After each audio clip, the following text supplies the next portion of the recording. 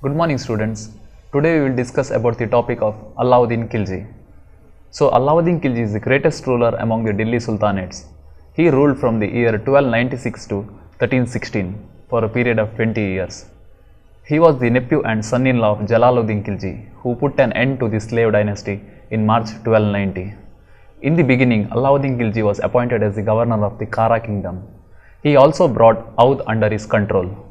But he was not satisfied with his gains. So he attacked the Bilsa kingdom in the year 1292 and acquired huge treasures. In the year 1296, he attacked the Devagiri kingdom, which was ruled by Ramachandra Deva in present-day Maharashtra. So he defeated the ruler of Devagiri and got huge wealth. So after this, he planned to become the Sultan of Delhi.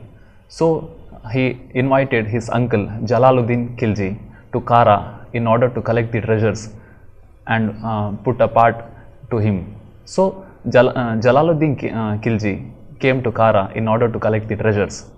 In the year 1296, he cut off the head of Jalaluddin and killed him. After that, in the October 1296, he went to the capital Delhi and he took the post of the Sultan in October 1296. First, let us discuss about the invasions of Alauddin Khilji. Alauddin Khilji invaded the chief cities of Gujarat such as Anhilawada and Somanath in the year 1299 and plundered huge treasures. Later on, in the year 1301, he invaded the kingdom of Rana Tambor and defeated its ruler and got huge wealth. In the year 1303, he attacked the kingdom of Chittor, which was ruled by Rana Rathan Singh. He is also called as the Rana Bhim Singh. So he defeated the ruler of Chittor and annexed Chittor into his kingdom. So there is a famous story relating to this topic. Actually, some historians point out that Rana Rathan Singh's wife, Rani Padmini, she was the most beautiful lady in India. So Alauddin Khilji wanted to possess her. So in order to capture her, he attacked Chittor, but he failed miserably because all the women folk of Chittor, they committed Jauhar, and Alauddin Khilji could not get Rani Padmini. In the year 1305, he attacked the chief cities of Rajasthan such as Mandu, Chanderi, Ujjain and Gwalior. So after that, the whole of Rajasthan was annexed by him. From the years 1305 to 1310, Alauddin Khilji sent his commander Malik Kafur to invade South India. So the famous kingdoms of South India such as the Kakatiyas of Warangal, Yadavas of Devagiri, Pandyas of Madurai and Hoysalas of Dwarasamudra were defeated and their kingdoms annexed to the Delhi Sultanate. Veeraballa III, the Hoysala ruler, he saved his kingdom by paying huge tributes to the Sultan. It is pointed out that the Alauddin Khilji's empire was the largest among the Muslim sultans of India.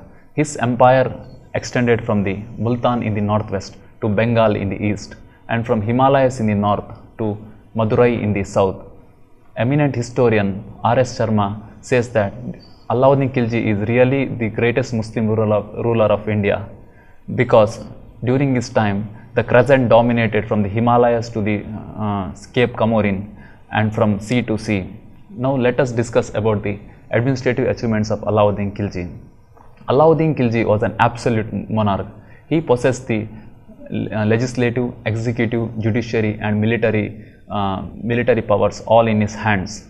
He did not like the influence of ulemas in his administration. Ulemas are the religious heads of the Muslim community. He said that any decision regarding the state should be taken by the Sultan alone and no religious body should interfere in the decision making of the Sultan.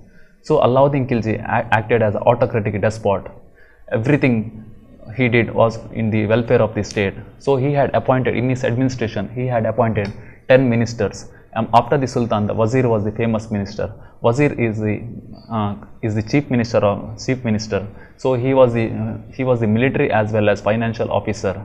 So after Wazir, he appointed a minister for agriculture. He is called as Amir-e-Kohi. So after that, he appointed other ministers such as Diwani-Riyasat for the shops and Sahana-e-Mandi for the markets. Alauddin Khilji organized a very well spy system. The incidents regarding all the major events, the goods of the prices, all reached the Sultan time to time. So according to A.S. Moriland, an eminent historian, he says about Alauddin Khilji that Alauddin Khilji maintained a spy system so efficient that nobody dared to whisper a seditious word against the Sultan. The jovial atmosphere of the capital turned into a suspicious gloom. Now let us discuss about the other reforms of Alauddin Khilji. Alauddin Khilji developed the postal and telegraph system in his empire. He posted horsemen in order to send messages from one place to another. He developed this system so that the capital Delhi could connect to various parts of his empire. Alauddin Khilji is also known for his deliverance of justice. So he was so rude in his deliverance of justice that the crimes which were heard before in large numbers were minimum during Alauddin Khilji's rule. He appointed kotwals in all the important cities. He was to assist the judges, in tracing the accused and bringing him to justice. Justice was given in such a vigor that nobody dared to make any crime in his empire. So let us discuss about the military reforms of Alauddin Khilji. Alauddin Khilji was the first person to introduce a standing army. His army consisted of 4,75,000 soldiers. His army had 3 units, that was infantry, cavalry and elephants. Cavalry was the main wing of the Sultan's army. But in India there was a shortage of good bred horses. So horses were imported from Persia and Arabia. Alauddin Khilji started the practice of branding the horses. He branded the horses by putting a special mark on the body of the horses so that it could prevent duplication, cheating.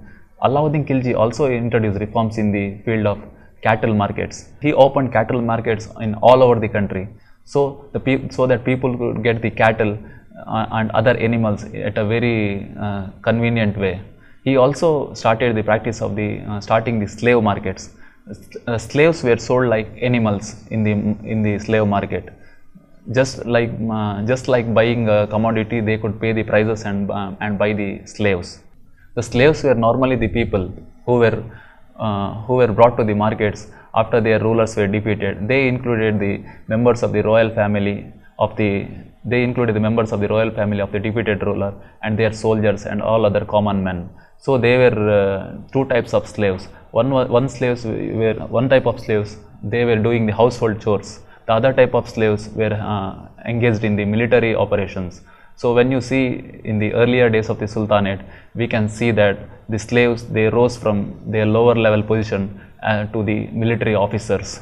So you can give the examples of Qutbuddin Aibak, Shamsuddin Iltutmish, Ghiyasuddin Balban. They were formerly slaves and later they turned on to the sultans. They dedicated their whole life to the Sultanate so they could reach such high positions. Alauddin Khilji had a general called Malik Kafur in his army. He was captured by the commanders of Alauddin Khilji during their campaign in Gujarat. He was the most trusted lieutenant of Alauddin Khilji. He had conducted the southern expeditions of Alauddin Khilji, and it had brought a huge fame and plunder to the Sultan. Malik Kafur, he plotted against the Sultan in his later years, and he was responsible for putting the wife of Alauddin Khilji into jail and blinding his one son and killing the other.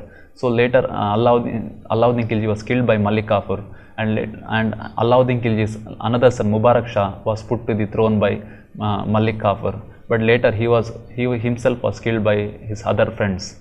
So Alauddin Khilji, when we see into the estimation of Alauddin Khilji, he is really the greatest Sultan among the Delhi Sultanate. He introduced all sorts of reforms in the Delhi Sultanate, starting from the administrative reforms and the reforms in the markets, in the cattle, in the grains, in the agriculture. So in all the fields, Alauddin Khilji brought reforms. So he was an able conqueror and also an able administrator. He was known for his upholding of justice. So we can say that Alauddin Khilji can be considered as the greatest Sultan of the Delhi Sultanate. No other Sultan had put such an efforts in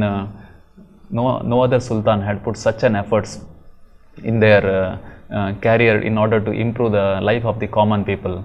So Alauddin Khilji is known for his sense of justice. So he delivered justice with with full heart and vigor. He was the first sultan who he did not allow the ulemas to interfere in the political affairs. He said any decisions regarding the state should be taken by the sultan and not by the ulemas. So this is all about the life and achievements of Alauddin Khilji. Thank you. The remaining part of this lesson will be conducted in the next class. Thank you.